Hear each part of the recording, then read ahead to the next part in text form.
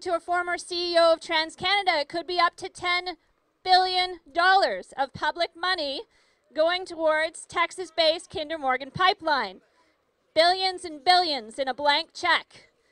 So we want to start things off in a good way today. So I'm going to invite Verna McGregor, Algonquin representative, to come up and say a couple of welcoming words. Verna.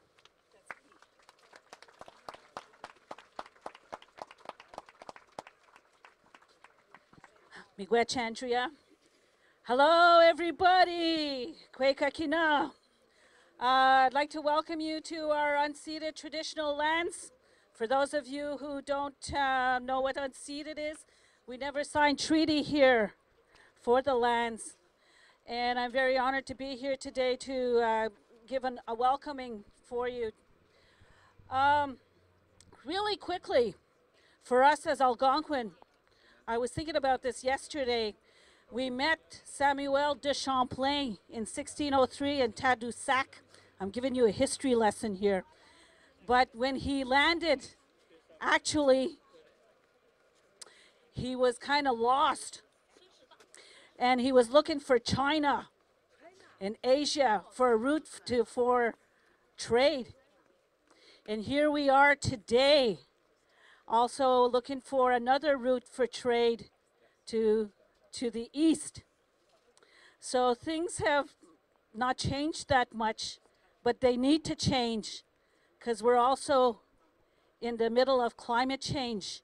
And we're also, our understanding is that we're here for the next 7 generations.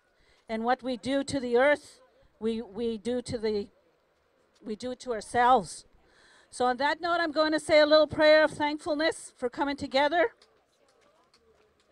And I say it in the language to honor our ancestors whose lands we're on. So I say, Miigwech kije manedo, onje negash kito jamawando se konshe nongom. Miigwech onje kakina gagije and don onje, mom de gain in the kimanon. Shkaki kwejen kazon in the kimanon. Miigwech onje kakina ya, nibi etek, nibi punksin. Saigan, CBC bien, sagashich kachikagamik. We do kwagya kwek jinagdawabandan ya nibi. Miigwech onje ya kakina ishkude, gagimi jianonje nongom, chiminyon abstoyan. We do kwagininawak, jinagdawabandan ya ishkude. Kan sheshkwat ningwede simen kego gajemonedo, ashit kana nojguj. We do kwishine nabiges, miigwech. We do kwagya, ayakus a jik, damagas a jik, we wisin a jik kayewin a bujik. Kancheshkwatnegwede semen. Mia, miigwech, miigwech, miigwech, miigwech. What I said is just a thankfulness for us coming together with good hearts, that we look after the earth. From our cultural perspective, women are keepers of the water, and men are keepers of the fire. So today, I honor the water, that we need to look after it for our children's children. So I say, miigwech, thank you.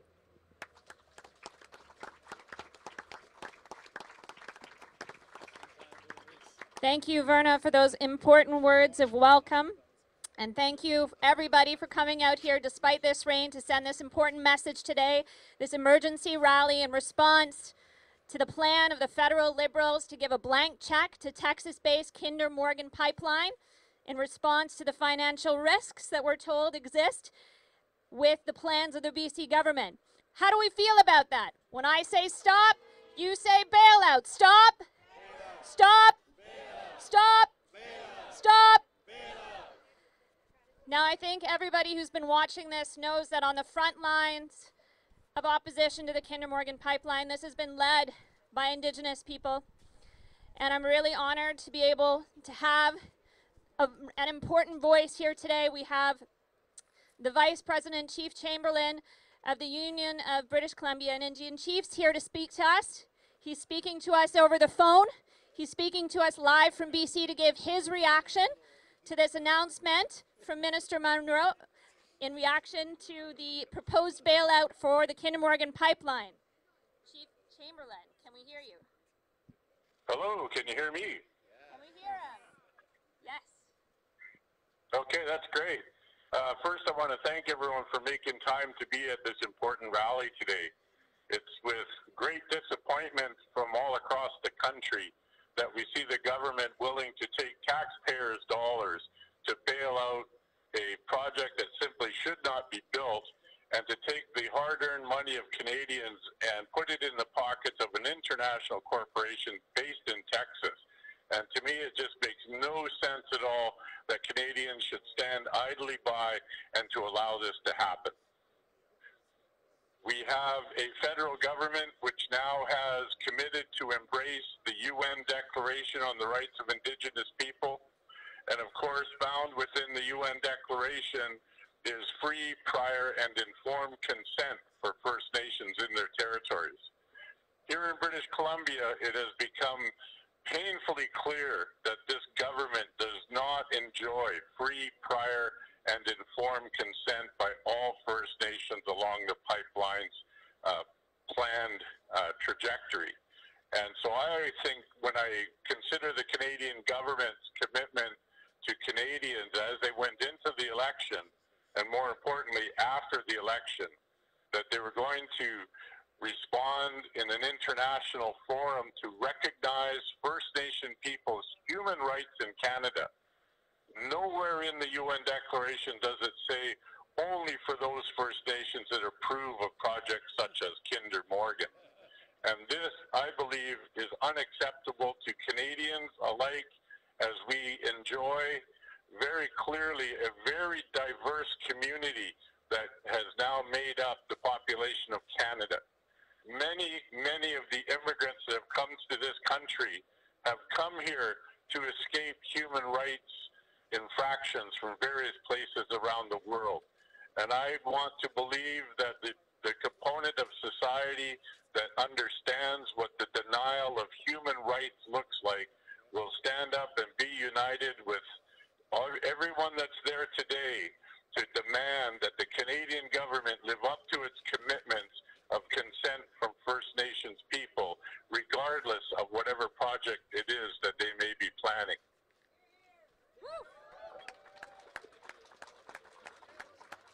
For far too long, we have witnessed government after government, decade after decade, generation after generation, that the Canadian government has made the choice, a simple choice, to disregard the human rights of Aboriginal people in this country. And I do not believe Canadians are comfortable with that. And the message that's coming out now, the message that is becoming very clear, is that this government is willing to continue the disregard of human rights. And that is not consistent with the way that Canada portrays itself internationally. And it is time now for this government to live up to the laws of this country. I found it interesting. I just finished reading a tweet from Rachel Notley. And in her tweet, oh gosh, I thought I had it. She speaks about the rule of law, that it must be for all Canadians. And I can't agree with her more, that this pipeline is the tension point all across this country, where we now have the Alberta government stepping up to stop the flow of oil and gas to British Columbia. We have the British Columbia government filing suit against the Alberta government. This is not how federalism was intended to be, where all of us are equal. For far too long, the Canadian government has taken the narrowest possible interpretation of Supreme Court of Canada rulings, which have described to the governments decade after decade about what Aboriginal rights are. And it's time that this government, with the help of everyone standing there today, to demand that this government embrace one law for all Canadians, to embrace the Supreme Court of Canada rulings as the highest court in the land, and fulfill the obligations that are found in the Constitution of this great country, which recognizes and affirms existing Aboriginal rights all across Canada.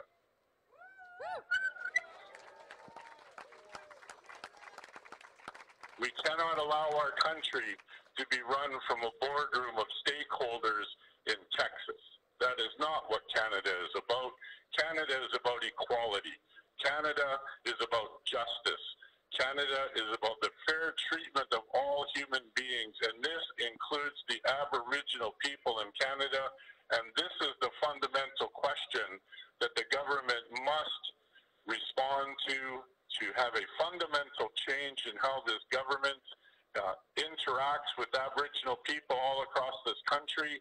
And it's time for the Canadian government to fully embrace the laws of the land and to recognize Aboriginal peoples, which means if the answer is no from a First Nation, the answer is no. There's no question. It is free, prior, and informed consent found in the UN Declaration on the Rights of Indigenous People. And as we all know, the UN Declaration is a minimum standard of human rights, and that is what we call on the government to live up to and move beyond the age-old tactic of divide and conquer and recognize all of our peoples as distinct peoples with authorities over our traditional territories and the authority to make decisions. And so this is what the government must do, is embrace the answer no as they embrace the answer yes. And that is a challenge it must overcome, but the challenge will show up time and time again until this government makes the fundamental changes that are demanded by embracing and enacting the UN Declaration on the Rights of Indigenous People.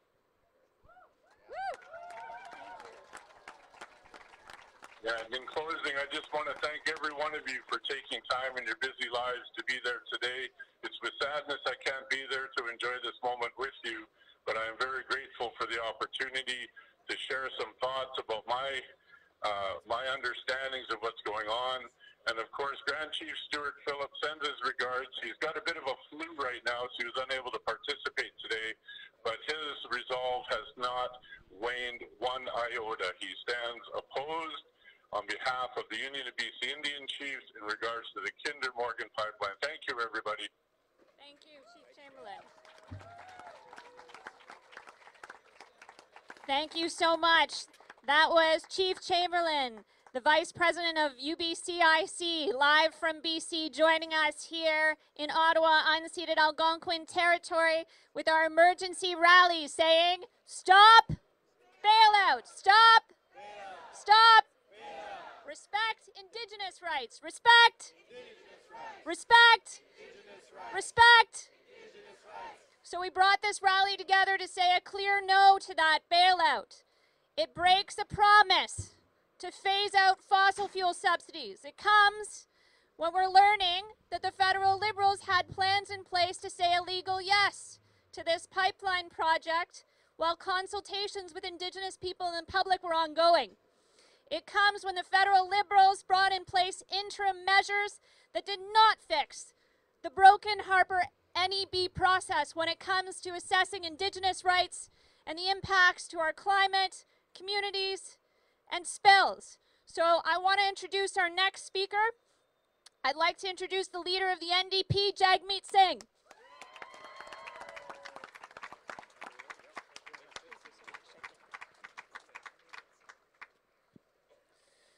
Thank you very much. It's an honor to be here. Let's just give a round of applause to all the organizers. It takes a lot of work to put things together, and it takes a lot of initiatives, so give them some love. I also want to acknowledge the hard work of Chiefs Chamberlain and Stewart. They're fighting hard on the grassroots, on the front lines, defending their rights for self-determination, the rights of First Nations people, and they're literally defending the water and the land, the coast. So I want to thank them as well. Miigwech. I want to paint a picture of how we got here today. How do we end up in this situation? The first thing was just mentioned. This whole process was supposed to start on a genuine consultation with First Nations people. This is something that's not an option, it's a fundamental element of our Constitution.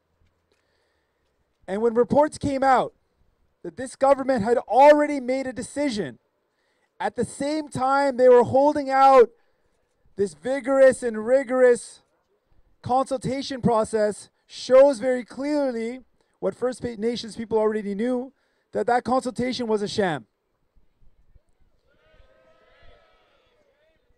that consultation was not genuine, the decision had already been made, and this is not respectful of reconciliation.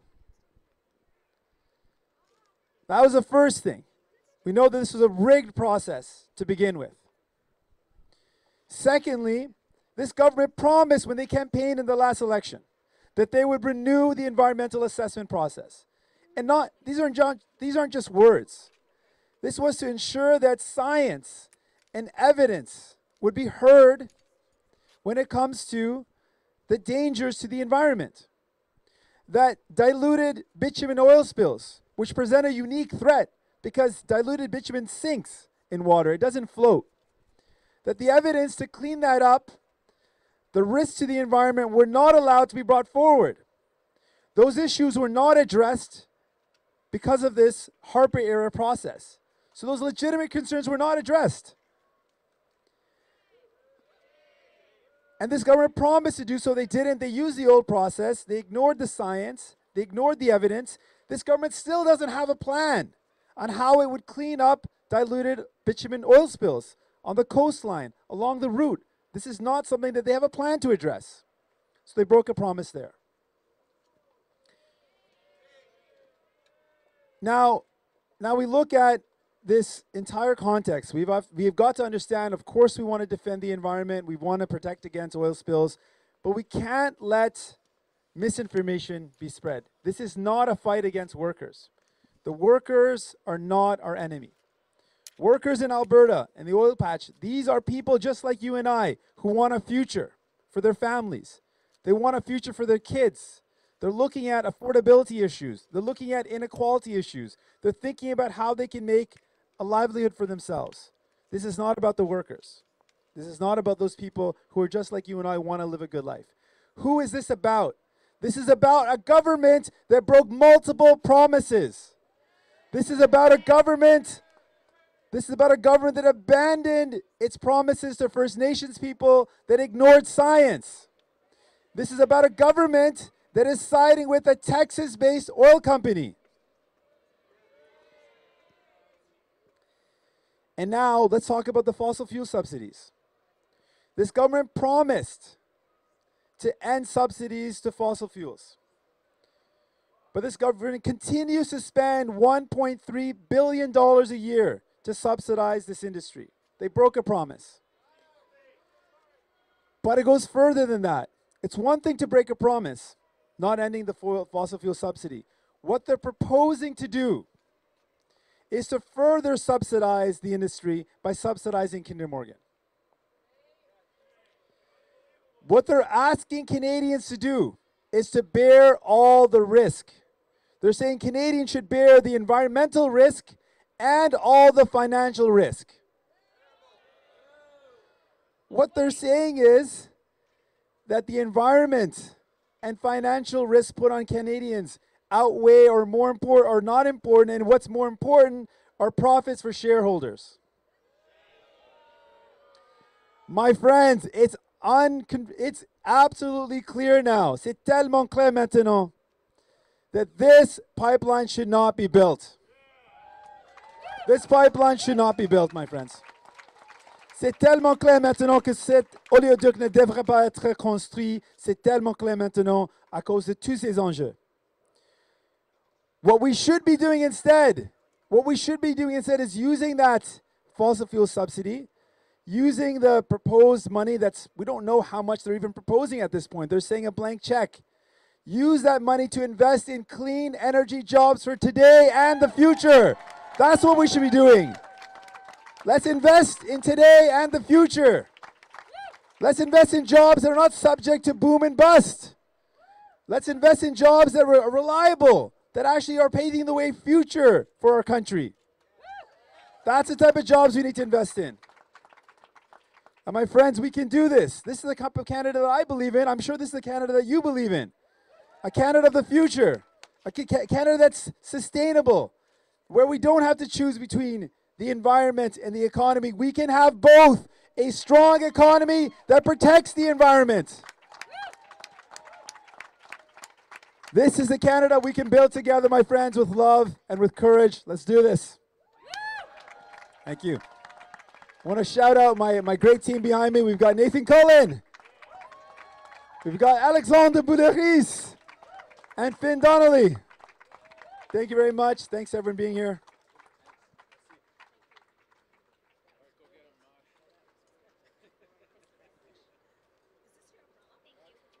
Thank you for those words, Jagmeet Singh, leader of the NDP. What do we think about that? What do we think about this bailout? Stop! Stop! Stop! Thank you so much for bringing up those points about looking towards the future that we need and that we want, and the just transition that supports impacted workers and impacted communities. That is the future we want and we deserve. It's time. It's time to put climate first. It's time to put water first. It's time to put Indigenous rights first. It's time to put our communities first and build those good green jobs that we need. So again, I'm Andrea Harden-Donohue. I'm with the Council of Canadians. We called this emergency rally in response to this proposal of a blank check for Kinder Morgan. And we're going to have leader of the Green Party, Elizabeth May, out here speaking next. We're going to have Maud Barlow, the honorary chairperson of the Council of Canadians, who I know and love very well. But first, I just want to explain a little bit. We're still hoping that Elizabeth May can come out, but I need to make this connection clear. The reason why she isn't here right now is because she's in the Environment Committee as we speak, going clause by clause through Bill C-69. Who's heard about Bill C-69? Yes, they're going through it. It's a lot of proposed to overhaul the environmental laws in Canada, the review process. And I remember when the federal Liberals got elected, and I remember hearing when Justin Trudeau was talking out in BC that the Kinder Morgan pipeline would go through the new environmental process. I remember knowing that. And yet what happened is we had the Kinder Morgan pipeline go through interim Liberal-led principles that changed the NEB process but didn't fundamentally fix the many flaws that Indigenous communities and the public have been raising in this process in assessing Indigenous rights, the impacts on communities, as well as the impacts when it comes to the climate and our water. So what I want to do is recognize that that's what she's doing right now, is going through that process on C-69, and I want to turn it over now to Maud Barlow to say a couple of words about this proposed bailout. Maud. Thank you, Andrea. It's raining, and so I'm going to be real short. I'm going to take us for a moment away from the issue of the pipeline, incredibly important as it is. And I support everything that's been said up here to date. We're good. But I want us to take a moment to realize that it's more than just about one pipeline or a dispute between two important provinces. It's really about the future of climate and environment and human rights in our country. If we allow this pipeline to be built, what we're saying is it's okay to have a fossil fuel future. That's where we want to go. An increase in the tar sands, an increase in the emissions, an increase in the threat to water. That's where an increase in the threat to human rights. That's where we're going. If we make a decision not to build this pipeline, but to put the money and the energy and the political will into alternatives, we can transform our country. So I want to think about the moment that we're in. We're in a moment where we need to respect, there you are, can't hear me. We need to respect Indigenous rights, especially since Canada just recognized the United Nations Universal Declaration of Human Rights. We need to protect water. Our water is at risk. The planet's water, the planet is running out of clean, available fresh water. Trust me, this is a very serious issue. And those of us who live in countries that have water have a special responsibility not to allow it to be threatened by the kinds of threat that bitumen laced with chemicals coming through a pipeline would pose to that water. We have to honor our commitment to climate, our climate change, to deal with climate change that we made in Paris, and we cannot do that by expanding the rights of corporations and oil companies in the oil patch. This is an incredibly important moment for us to stand up to big oil and to governments that take their bidding. I want to end with one word of warning, and that is about the way that Kinder Morgan could use Chapter 11 of NAFTA to sue the Canadian government Maybe they'll take the indemnification. Maybe they'll say we can make more money suing, because here's what you need to know. When TransCanada sued the United States after Obama canceled Keystone, which we know the green light is back on, they didn't just sue to get compensation for the $2.4 billion they'd put into it. They were suing for $15 billion of profit they would have made over years. So the companies now have a precedent to say we can ask for future profit if we think there's been political interference in our right to profit in British Columbia, and through this pipeline, we can sue for compensation. It is time for the Canadian people and our leaders to tell Big Oil, you don't own us, you don't own our future, you don't write the policy, we do, communities do, Indigenous communities do, and this is the choice that we have to make right now. Thank you very much. Megwich.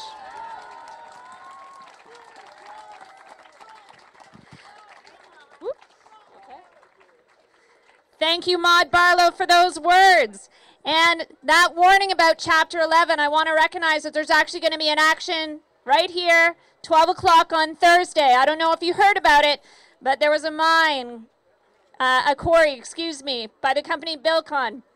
And the Canadian government recently just signed a really big check after a Chapter 11 lawsuit was brought forward when that wasn't approved in Nova Scotia. So that's very timely, and I'd encourage you all to come here for that. Now, without delay, I want to introduce Elizabeth May, the leader of the Green Party. Thank you. Thank you. Thanks for coming out to say no to Kinder Morgan, to say no to yet another Liberal election promise broken. The Liberals pledged to end subsidies to fossil fuels. I don't know what they think is in that pipeline, but news alert, it's fossil fuels. It's building, increasing vulnerability to our economy. It's the idea that it's beyond comprehension that Finance Minister Bill Morneau, that Natural Resources Minister Jim Carr, that the Prime Minister could think it was remotely in the national interest to pursue a pipeline to ship raw bitumen out of Canada using a method of transport, diluting it with diluent. I work on this so much. I can't tell you how fearful we are in British Columbia, how much we understand that this substance, dilbit, is not like normal crude. Not that a normal spill of crude is a good thing for a local environment, it's not. But dilbit is that much worse. It can't be cleaned up. The diluent separates from the bitumen. The bitumen can emulsify in the ocean and form a lard-like mass that can never be cleaned up, or the bitumen can form oil balls and sink. But on top of all that, how could they decide something was in the national interest when the major unions representing the workers of Northern Alberta, Unifor and Canadian Labour Congress, say no to shipping raw resources out of this country to refineries in other countries? How could they think that was in the national interest?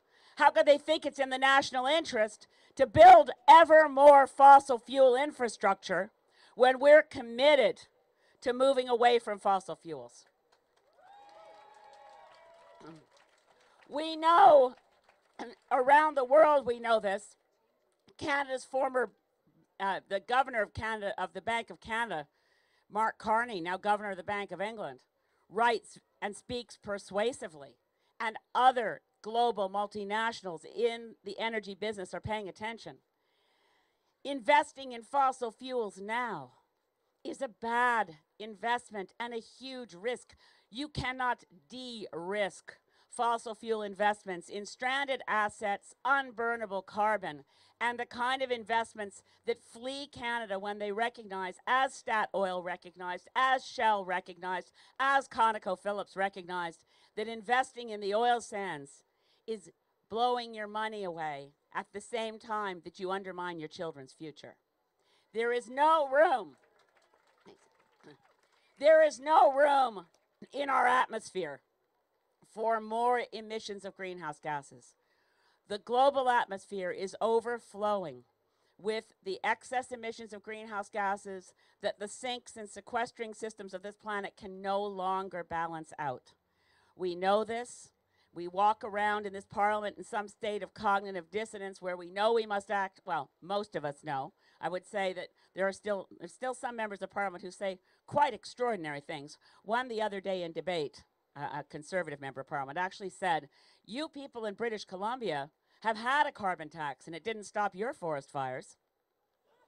Let that sink in. But most of us in Parliament recognize that we must act to have an orderly transition away from fossil fuels, embracing the new economy that's there for us. The Liberals talked about it in the election campaign, and I have to say I believed them. They talked about it in Paris, and I believed them. I believed they would end fossil fuel subsidies.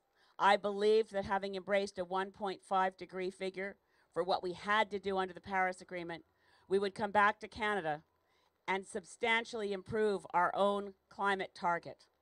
But we have the same climate target today in 2018 that we had when Harper left office in 2015. It is unchanged. So when we look at the Kinder Morgan, we're looking at multiple layers of appalling propaganda and multiple layers of issues that are rarely dissected, discussed, and debated with real information in this country. And it's a terrible shame. We're looking at a company, Kinder Morgan, that was built from the ashes of Enron. Richard Kinder is one of the luckiest guys alive because he wasn't made CEO of Enron. He was merely a chief financial officer, so that when the company collapsed due to fraud, he was able to pick up the pieces, and guess what he ended up owning? Enron Pipelines Limited. And then he went out and bought other pipeline companies like Trans Mountain. So we have a company with a record of spills and accidents and negligence.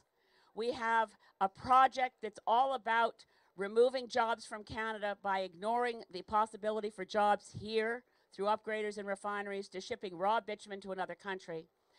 And we have it within the framework and the context of an ongoing commitment to investment and government public monies to a fossil fuel future that is a direct threat not just to future generations, hypothetical children, but to the ones in front of us whose names we know, the ones we tuck into bed at night. Their futures are at risk, and Kinder Morgan's pipeline will never go ahead, and it will never receive a dime of public money, not while we as opposition MPs draw breath of life in the Greens and the NDP ranks. We stand together. Thank you.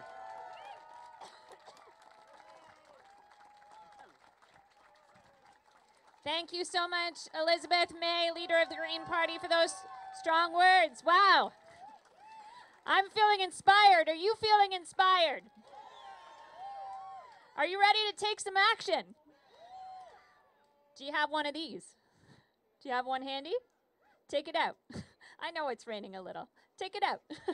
So what I'm going to ask you all to do, if you're feeling inspired by everything you've heard, all of the reasons to say no to this bailout, to Kinder Morgan pipeline, to say stop Kinder Morgan, stop KM, hashtag stop KM.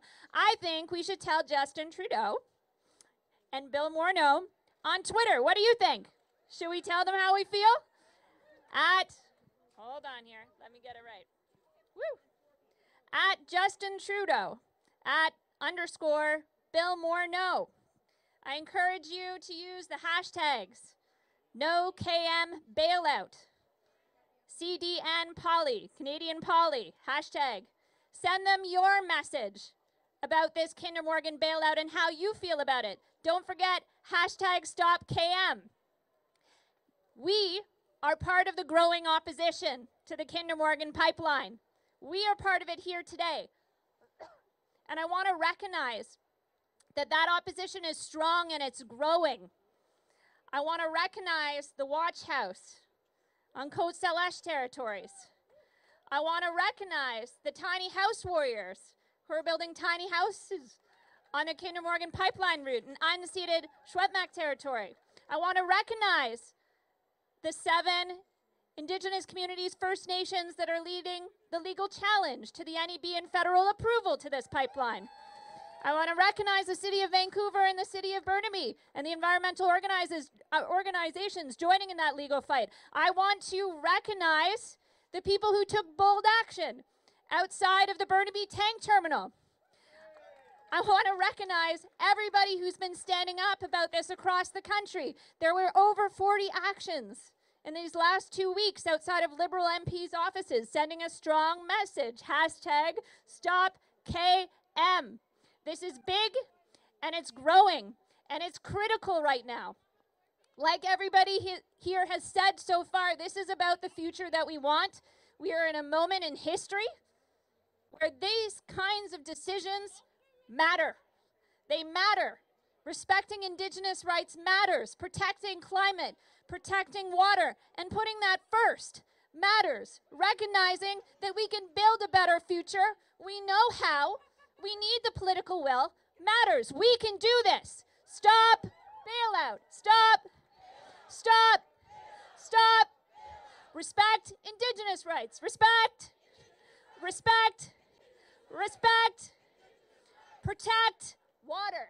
Protect. Protect. Here's one for Justin Trudeau. Governments grant permits. Communities grant permissions. Governments grant permits. Communities grant permission. Governments grant permits. Communities grant permission. Thanks, everybody. I also want to recognize Directly Affected, a really important documentary bringing together all of the voices that have been involved on the ground in opposing the Kinder Morgan pipeline, is being screened at 6 o'clock here on Parliament Hill. Finn Donnelly and Kennedy Stewart are hosting that with the guest speakers, the directors who are here today. Another way of getting the message about Kinder Morgan out. It's really critical. I'm glad that that's happening. So thank you, everybody, for taking time today in your busy schedules to come out and send a clear message. We reject this blank check to Kinder Morgan. We're going to stop it. It's not happening. Thanks.